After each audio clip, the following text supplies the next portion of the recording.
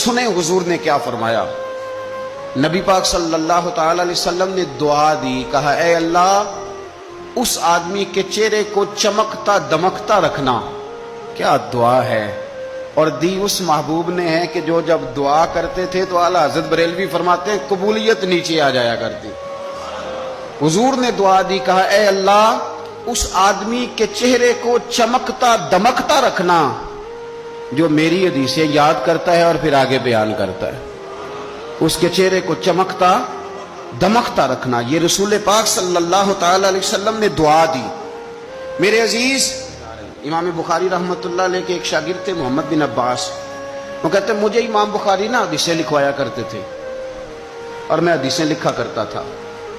جب آپ حدیث پاک پڑھتے ہیں یا حدیث پاک سنتے ہیں تو کئی دفعہ ایسے ہوتا ہے کہ آپ کوئی واقعہ اچھے طریقے سے پڑھ رہے ہیں حضور کے دور کا صلی اللہ علیہ وسلم، یا سن رہے ہیں، ایسے لگتا ہے کہ وہ منظر آنکھوں کے سامنے گھوم گیا ہے۔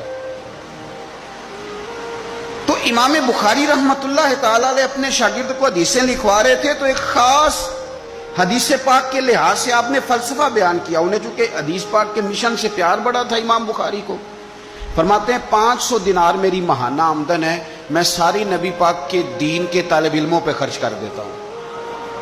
یہ مشن سے پیار ہے۔